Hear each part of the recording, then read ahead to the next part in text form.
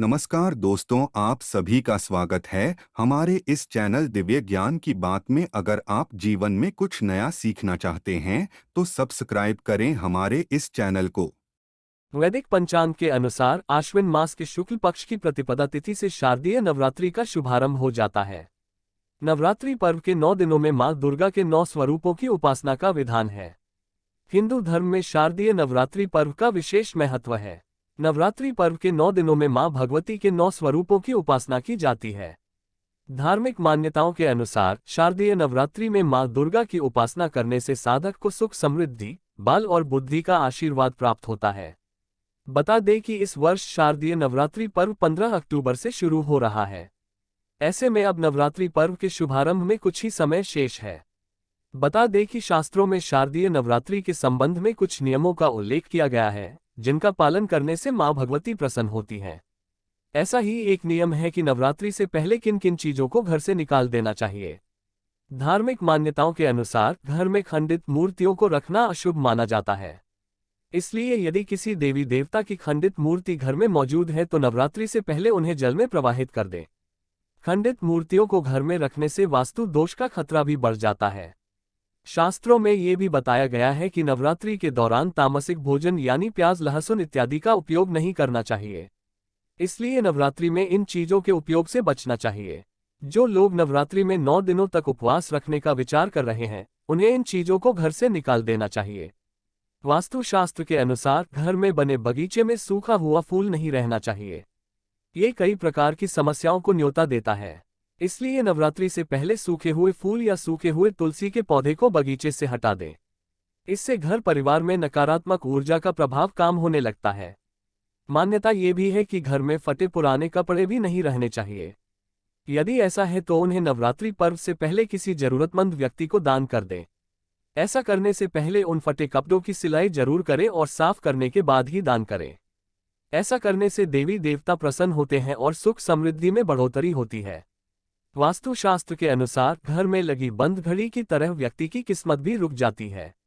इसलिए अगर घर में कोई बंद घड़ी है तो उसे तुरंत सही करा लेना चाहिए या फिर फेंक देना चाहिए, क्योंकि बंद घड़ी के कारण व्यक्ति की तरक्की और आर्थिक स्थिति पर बुरा असर पड़ता है। वास्तुशास्त्र के अनुसार घर में रखा हुआ टूटा हुआ कांच या फिर इससे बनी चीजें रखने से घर में नकारात्मक ऊर्जा अधिक आकर्षित होती है, जिसके कारण आर्थिक स्थिति कमजोर होती है। इसलिए घर में कांच संबंधित टूटी हुई चीज बिल्कुल न रखें। वास्तुशास्त्र के अनुसार मंदिर या फिर घर के किसी भी स्थान में देवी देवता की ऐसी मूर्ति नहीं रखनी चाहिए जो रौद्र रूप में हो, क्योंकि इन्हें अनिष्ट का कारक माना जाता है। नवरात्रि में मां दुर्गा की पूजा के साथ ही कुछ विशेष नियमों का पालन करने की बात शास्त्रों में कही गई है। ऐसी मान्यता है कि नवरात्रि के 9 दिनों में मां दुर्गा अपने वाहन के साथ धरती पर विचरण करती हैं और जो लोग सच्ची श्रद्धा के साथ मां दुर्गा की भक्ति में मन लगाते हैं उनकी सभी मनोकामनाएं पूर्ण होती हैं। इस साल नवरात्रि में मां दुर्गा 9 पर सवार होकर आएंगी। नवरात्रि के 9 दिन में सद्विचारों के साथ रहना चाहिए। मां दुर्गा की भक्ति में मन लगाना चाहिए और शुद्ध सात्विकता के साथ नियमों का पालन करना चाहिए। आइए आपको बताते हैं नवरात्र के 9 दिनों को लेकर शास्त्रों में कौन से नियम बताए गए हैं। नवरात्रि शुरू होने से पहले घर की अच्छे से साफ सफाई कर लें। घर के किसी कोने में जाले नहीं लगे होने चाहिए। इसके साथ ही घर में किसी प्रकार की पुरानी टूटी फूटी चीजें न रखें और इन्हें नवरात्रि से पहले हर घर से हटा दें और अच्छे से घर के हर कोने की साफ सफाई कर लें। घर के पूजा स्थान की भी नवरात्र से पहले साफ सफाई कर लें। भगवान के सभी वस्त्र, पोशाक और आसन धोकर डाल दें और मंदिर में से अनुपयोगी वस्तुएं हटा दें। शास्त्रों में बताया गया है कि नवरात्रि के 9 दिनों में पूरी तरह से सात्विकता का पालन करना चाहिए। इन दिनों मांस, मदिरा और प्याज, लहसुन का सेवन भूलकर भी न करें। नवरात्रि से पहले इन्हें घर से हटा देना चाहिए। यदि आपके घर में प्याज, लहसुन बचा भी है तो इसे रसोई से निकालकर अलग कहीं किसी कोने में रख दें। यदि आप पूरे दिन 9 दिन व्रत नहीं भी रख रहे हैं तो भी आपको सादा भोजन कम से कम इन 9 दिनों में करना चाहिए। अगर आपको बाल कटवाने हैं या फिर नाखून काटने हैं तो बेहतर होगा कि नवरात्रि के शुरू होने से पहले ही कर लें। शास्त्रों में बताया गया है नवरात्रि के 9 दिनों में बाल कटवाने, नाखून काटने का काम नहीं करना चाहिए। यदि आपके लिए संभव हो पाए तो इन 9 दिनों में दाढ़ी भी नहीं बनानी चाहिए। मान्यता है कि नवरात्रि में ये काम करना अशुभ माना जाता है और ऐसा करने से आपके जीवन पर अशुभ प्रभाव पड़ते हैं और मां दुर्गा आपसे नाराज हो जाती हैं। नवरात्रि के 9 दिनों में लेदर की कोई वस्तु न ही खरीदनी चाहिए और न ही पहननी चाहिए। इसके पीछे कारण यह है कि लेदर की वस्तुओं को बनाने में जानवरों की खाल का प्रयोग किया जाता है। इसलिए ऐसी चीजों का प्रयोग नवरात्रि में वर्जित माना जाता है। बेहतर हो कि नवरात्रि के 9 दिनों में आप चमड़े की किसी वस्तु का प्रयोग न करें। नवरात्रि के 9 दिनों में किसी बुजुर्ग का भूलकर भी अपमान न करें। इन दिनों में बच्चों के साथ प्यार से पेश आएं और भूलकर भी उनके ऊपर हाथ न उठाएं। मान्यता है कि बुजुर्गों का अपमान करने वालों से मां दुर्गा कभी खुश नहीं रहती हैं। नवरात्रि के दिनों में छोटी कन्याओं के लिए उपहार लाने चाहिए और उन्हें आदरपूर्वक घर बुलाकर भेंट करना चाहिए। नवरात्रि के दौरान 8 चीजों से बचना चाहिए। बिस्तर पर सोना। ऐसा माना जाता है कि व्रत रखते समय किसी भी विलासिता को कम से कम करना चाहिए। चूंकि नवरात्रि उपवास और प्रार्थना का पवित्र त्योहार है, इसलिए लोगों को फर्श पर सोने भूमि शयन की सलाह दी जाती है। फर्श पर सोने से हम धरती माता से जुड़े रहते हैं और विनम्रता को बढ़ावा मिलता है। इसके अलावा फर्श पर सोने से हमारी हड्डियां मजबूत होती हैं और पीठ दर्द की समस्या कम होती है। किसी भी प्रकार का तर्क वितर्क या हिंसा। लोकप्रिय मान्यता के अनुसार त्योहार ऐसे अवसर होते हैं जब देवी देवता हमारे घरों में आते हैं। ये हमेशा समझा जाता है कि इन दिनों में शांति बनी रहनी चाहिए ताकि ईश्वर हमें खुशी, सौभाग्य और स्वास्थ्य का आशीर्वाद दें। नवरात्रि के दौरान किसी भी तरह के वाद विवाद, झगड़े या हिंसा से बचना चाहिए। वाद विवाद से बचने से क्रोध और घृणा की भावना दूर रहती है। ये हमें लचीला बनने और शांत से जीने के लिए प्रोत्साहित करता है।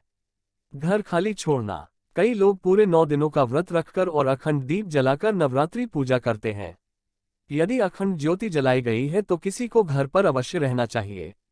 मां दुर्गा के प्रति भक्ति व्यक्त करने के लिए अखंड ज्योति जलाई जाती है और ज्योति को लगातार जलाने के लिए किसी को पूरे 9 दिनों तक इसकी निगरानी करनी होती है।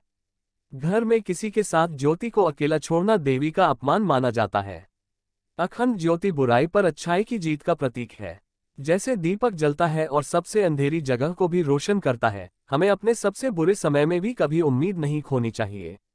अखंड ज्योति का यह अनुष्ठान भक्तों को आशा और दृढ़ता सिखाता है। ब्रह्मचर्य। नवरात्रि पूजा अनुष्ठानों का पालन करते समय ब्रह्मचर्य मोड में रहना और शारीरिक संबंधों से बचना आवश्यक है। ऐसा करने से आपका ध्यान केंद्रित रहता है और आपको अपनी इंद्रियों और अंगों पर शक्ति मिलती है। हमारी ऊर्जा का स्तर बिना किसी विचलन या परिश्रम के बढ़ जाता है और इसलिए हम अपने सर्वोत्तम रूप में होते हैं। ये हमें ज्ञान के मार्ग पर ले जाता है और हमें ज्ञान और धैर्य पैदा करता है। मांसाहार या गरिष्ठ भोजन करना। नवरात्रि के 9 दिनों के दौरान भक्तों द्वारा मांसाहारी भोजन और किसी भी प्रकार के गरिष्ठ भोजन से सख्ती से परहेज किया जाता है। जबकि मांसाहार खाना पाप माना जाता है क्योंकि इसमें किसी प्राणी की बलि देना शामिल है। लहसुन, प्याज, प्रसंस्कृत भोजन आदि जैसे खाद्य पदार्थों से भी परहेज किया जाता है क्योंकि वे सात्विक आहार का हिस्सा नहीं हैं। सात्विक आहार शरीर को डिटॉक्स करने में मदद करता है और बेहतर पाचन और चयापचय के माध्यम से हमारे फोकस में सुधार करता है। इसके अलावा चूंकि नवरात्रि में मौसमी परिवर्तन होता है, प्याज और लहसुन जैसे खाद्य पदार्थ शरीर को गर्म कर सकते हैं, जिससे हम बीमार हो सकते हैं। शेविंग। बाल और नाखून काटना। व्रत रखने वाले भक्त भी नवरात्रि के दौरान शेविंग करने और बाल और नाखून काटने से बचते हैं। ऐसा माना जाता था कि ये गतिविधियां अपनी सुंदरता बनाए रखने के लिए की जाती थीं और इसलिए ये नवरात्रि पूजा के उद्देश्य से भटक जाती थीं। इस नियम के पीछे व्यावहारिकता यह है कि चूंकि नवरात्रि मानसून के अंत में शुरू होती है, जिसमें बहुत अधिक नमी होती है, शेविंग के दौरान चोट लगने पर ठीक होने में बहुत समय लग सकता है। चिल्लाना या बहुत ज्यादा बात करना। भक्त, विशेष रूप से महिलाएं, नवरात्रि के दौरान मौन व्रत या मौन व्रत का पालन करने के लिए जानी जाती हैं। यह मां दुर्गा के प्रति भक्ति व्यक्त करने और राक्षस राजा महिषासुर को हराने में उनकी वीरता और शक्ति के प्रति सम्मान व्यक्त करने का एक तरीका है। ध्यान के साथ मौन व्रत हमारी जागरूकता को बेहतर बनाने में मदद करता है। ये हमें अपने मन और वाणी पर नियंत्रण भी देता है और हमें अधिक जागरूक बनाकर आंतरिक शांति प्राप्त करने में मदद करता है। दान से पहले भोजन करना। हर अनुष्ठान अल्पभाग्यशाली लोगों को दान और उपहार देने से ही पूरा होता है। कन्या पूजन, छोटी लड़कियों की पूजा भी नवरात्रि की अष्टमी या नवमी के दौरान मनाया जाता है, जहां 9 लड़कियों को भक्तों द्वारा अपने घरों में आमंत्रित किया जाता है और उन्हें भोजन और उपहार दिए जाते हैं। लोग दान के बाद ही भोजन करते हैं क्योंकि उनका मानना है कि उन्हें इन दान और परोपकार के माध्यम से सबसे पहले देवी मां की सेवा करने की आवश्यकता है। घर पर कैसे करें नवरात्रि पूजा? भारत में कई शुभ धार्मिक त्योहार हैं और नवरात्रि सबसे लोकप्रिय रूप से मनाए जाने वाले त्योहारों में से एक है। इसे अत्यधिक उत्साह और ऊर्जा के साथ मनाया जाता है। पूरे भारत में नवरात्रि पूजा भक्तिभाव से की जाती है। नवरात्रि, जिसका अर्थ है 9 शुभ रातें, एक धार्मिक त्योहार है जो देवी दुर्गा के सम्मान और प्रार्थना के लिए मनाया जाता है। कोलकाता में नवरात्रि को दुर्गा पूजा के रूप में भी जाना जाता है, जहां इसे 4 दिनों तक बड़े उत्साह के साथ मनाया जाता है। इन पूजा दिनों में लोग उपवास रखते हैं और आध्यात्मिक अनुष्ठान किए जाते हैं। अगर कोई घर पर ही नवरात्रि पूजा करना चाहता है तो सही विधि अपनाकर आसानी से ऐसा कर सकता है।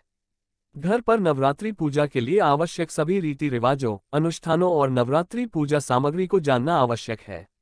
नवरात्रि पूजा के लिए आपको जिन चीजों की आवश्यकता है: देवी दुर्गा की मूर्ति या चित्र, देवी दुर्गा को अर्पित करने के लिए साड़ी या लाल दुपट्टा, पंजिका या पवित्र हिंदू पुस्तक, नारियल, चंदन, ताजी आम की पत्तियां उपयोग करने से पहले धो लें, पान, सुपारी, गंगाजल, रोली, लाल पवित्र चूर्ण जिसका उपयोग तिलक लगाने के लिए किया जाता है, इलायची, अगरबत्तियां, लौंग, फल, मिठाइयां, अगरबत्तियां, माँ दुर्गा को चढ़ाने के लिए ताजा फूल, गुलाल, सिंदूर, कच्चे चावल, मोली, एक लाल पवित्र धागा, घास, ये सभी नवरात्रि पूजा सामग्री हैं जिनकी आपको घर पर पूजा करने के लिए आवश्यकता होगी। घर पर नवरात्रि पूजा करने के 7 आसान उपाय। चरण 1, देवता को स्थापित करने के लिए घट स्थापना। सबसे पहले आपको एक चौकी पर माँ दुर्गा की मूर्ति स्थापित करनी होगी और उसके पास एक मिट्टी का प्लॉट रखना होगा जिसमें जौ बोए हों। ये घट स्थापना संपूर्ण पूजा की शुरुआत है। चरण 2, कलश की स्थापना करें। फिर आपको पवित्र जल गंगाजल डालना होगा और उस पर फूल, आम के पत्ते और सिक्के डालना होगा। इसे ढक्कन से बंद कर दें और फिर ऊपर से कच्चे चावल डाल दें। एक नारियल रखें जो रोली लाल वस्त्र में लपेटा हुआ हो। चरण 3, देवी दुर्गा की पूजा करें। दुर्गा पूजा की प्रक्रिया देवता के सामने दिया जलाने से शुरू होती है। कलश या घट का पंचोपचार से पूजन करें।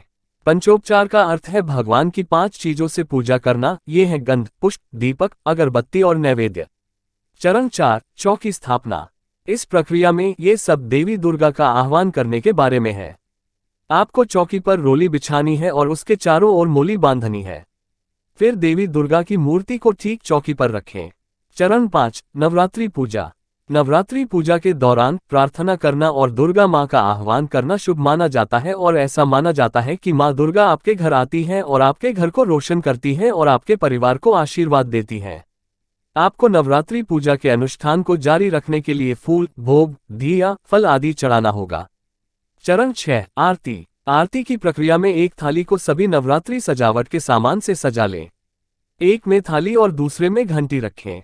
आरती गीत गाएं, घंटियां बजाएं और मां दुर्गा से आशीर्वाद लें। चरण 7, देवी देवताओं को आमंत्रित करना और भोजन कराना। नवरात्रि के आखिरी दिन या 9वें दिन लगभग 5 से 12 वर्ष की उम्र की 9 लड़कियों को आमंत्रित करें और उनके लिए भोजन बनाएं। उन्हें देवी कहा जाता है और अनुष्ठान प्रक्रिया को कन्या पूजा कहा जाता है। ये वे चरण हैं जिनका पालन करके आप घर पर नवरात्रि पूजा कर सकते हैं और घर और अपने परिवार में शांति और आशीर्वाद ला सकते हैं।